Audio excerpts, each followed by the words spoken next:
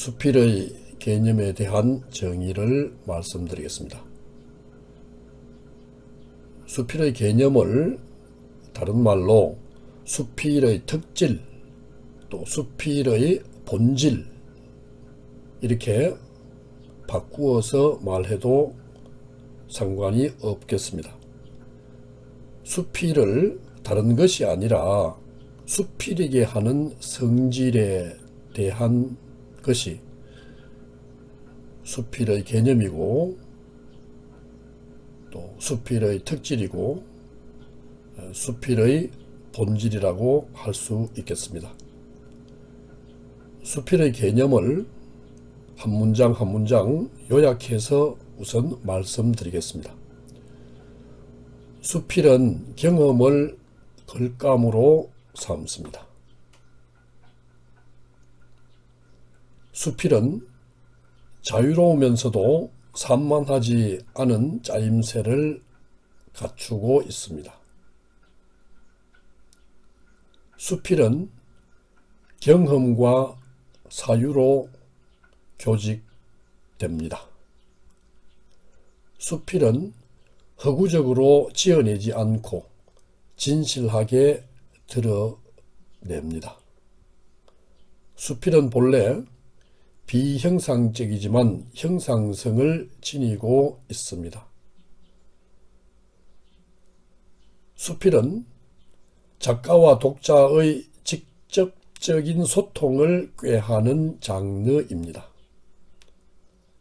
수필의 언어는 대체로 일상어로 이루어져 있습니다. 수필은 문학, 역사, 철학의 핵심적인 속성을 두루 지닙니다.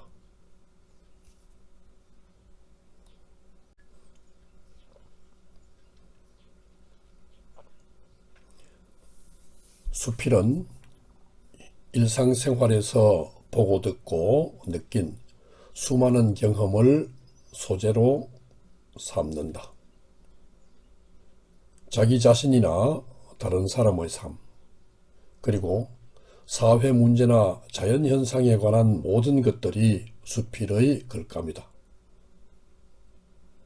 그러나 수필은 신변에서 일어나는 잡다한 일을 단순히 기록하는 데서 머물지 않는다. 신변 잡기는 수필이라 할 수 없다. 수필은 관조한 경험 세계를 재현하면서 어떤 의미를 표상하거나 정서를 표현하고 지식을 표출한다. 여기서 의미나 정서나 지식은 작가에 의해 의도된 주제이다. 수필은 본래 주제를 함축하지 않고 직접적으로 드러낸다. 주제를 드러내는 방식이 시, 소설, 희곡과 다르므로 수필을 주제의 문학이라고 한다. 수필은 경험의 재현을 통해 인간에 대해 탐구하고 주관적 경험 세계에 주목하여 자신의 감정과 소통하면서 정서적 감흥을 표현하며 철학적 이념이나 사회정치적 현실에 대한 지적 견해를 펼친다. 수필은 자유로우면서도 산만하지 않은 짜임새를 갖춘다. 붓 가는 대로 쓰는 글이 아니다. 구성을 갖추어야 한다. 수필의 구성은 희곡이나 소설에서 말하는 플롯의 개념과 다르다. 수필에는 플롯이 없다. 희곡과 소설의 플롯은 개별 작품에 공유하고 있는 일정한 전형을 갖지만 수필의 구성은 각양각색으로 다양하다.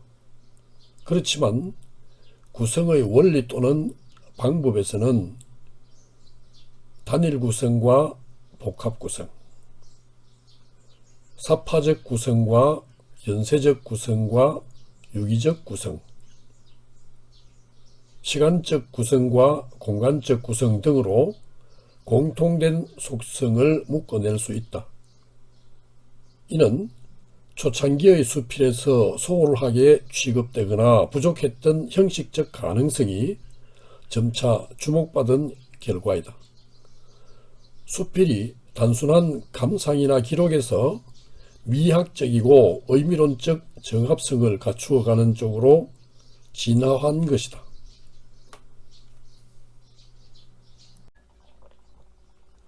수필은 경험과 사유로 교직된다.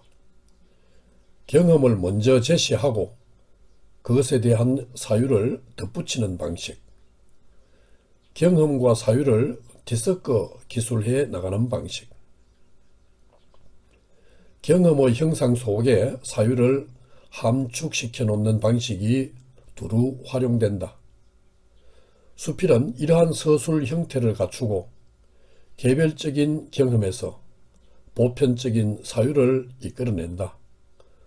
수필 작품에서 경험과 사유는 은유적 관계에 놓인다. 이처럼 경험과 사유의 결합을 통해 삶의 의미를 인식하거나 정서나 성정을 표현하고 지적 견해를 제시하는 형식이 수필이다. 어떤 존재의 현상은 감각작용인 체험으로 지각되고 그 본질적 진리는 정신작용인 사색을 통해 인지될 수밖에 없다. 그런 점에서 수필은 경험 철학과 사변 철학적 관점을 견지한다. 수필은 경험적이면서 사색적인 성격을 지닌다.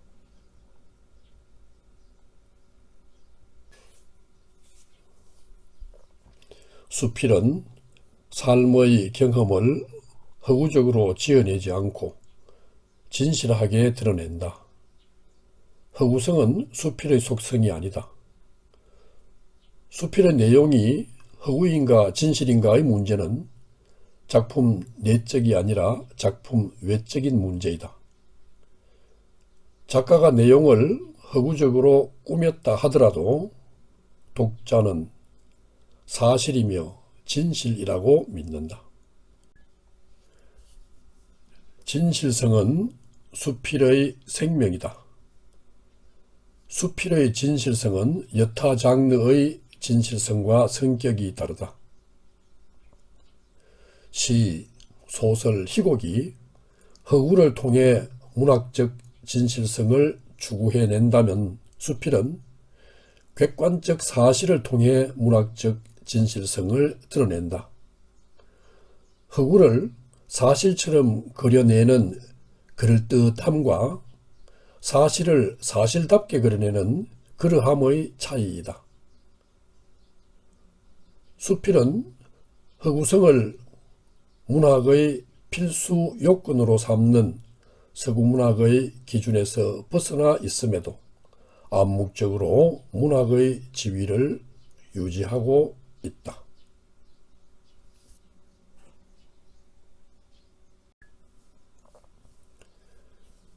형상성은 문학의 속성 중 하나인데 수필도 형상성을 지니고 있다. 시는 정서를, 소설과 희곡은 사건을, 수필은 경험을 형상화한다. 형상성의 정도는 장르마다 상당한 차이를 보인다. 교술 장르의 하나인 수필은 본질적으로 비형상적이다.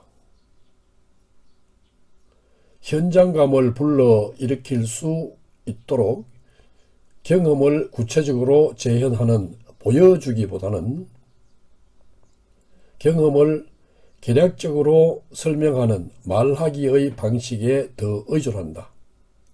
그러나 교술적 속성을 가장 많이 지닌 관념 중심의 수필도 철학과 같은 다른 담론에 비하면 형상적이다. 서정적 수필은 교술적 수필보다 형상성의 농도가 더 짙다. 서사적 수필이나 희곡적 수필에서는 형상성이 극대화된다. 수필은 갈수록 형상화를 더욱 중시하는 추세를 보인다.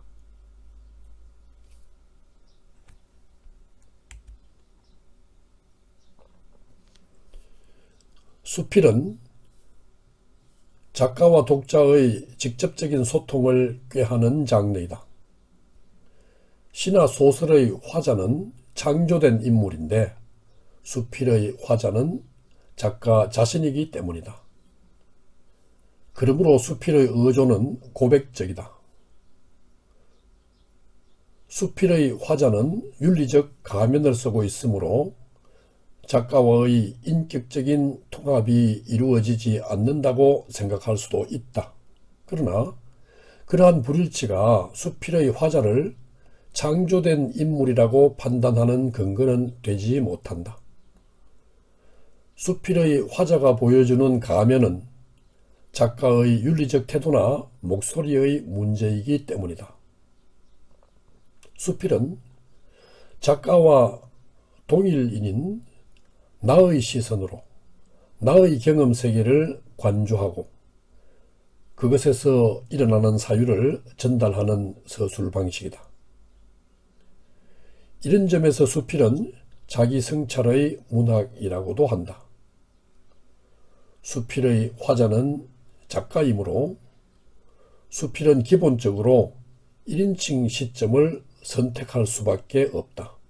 간혹 3인칭 시점을 사용하는 경우도 있으나 이는 어디까지나 문학적 효과를 위한 기교적 변용일 뿐이다.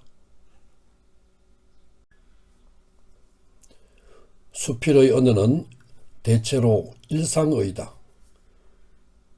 서정시에서 극대화되어 있는 비유적이고 함축적인 문학어는 수필에서 배제되지 않지만 극소화된다. 수필은 사전적 의미로 운용되는 일상어에서 주로 설명이라는 진술 방식에 의존한다. 근본적으로 수필은 경험적 사실을 전달하면서 그것에 대한 어떤 사유를 펼치는 교술 장르이기 때문이다. 객관적 사실을 기록하여 전달하는 데에는 설명이 가장 유용하다. 함축적이고 비유적인 언어 조직이 문학의 본질적 속성이라면 수필의 언어는 비문학적이다. 일상어를 가장 많이 운용하는 철학적 수필이나 시사적 수필이 점차 쇠퇴하고 있는 것은 그 언어가 비문학적이기 때문이다. 수필은 문학적 언어 운용을 지향하는 쪽으로 나아가고 있다.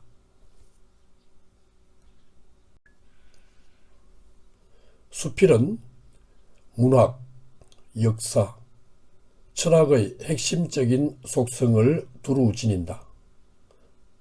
수필은 경험을 진실하게 기록하고 해석한다는 점에서 역사에 가깝다.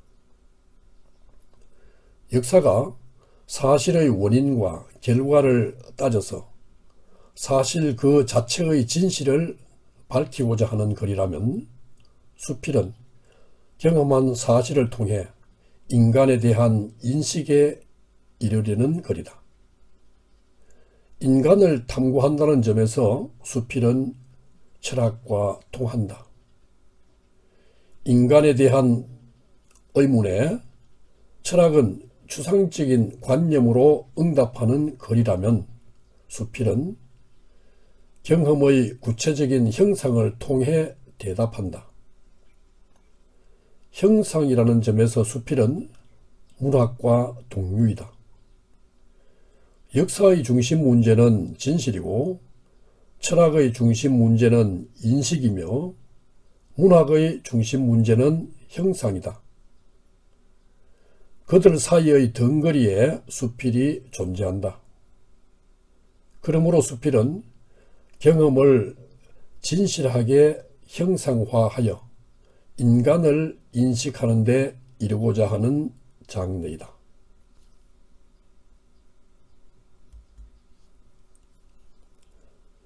수필은 참신한 실험을 시도하면서 끊임없이 진화한다.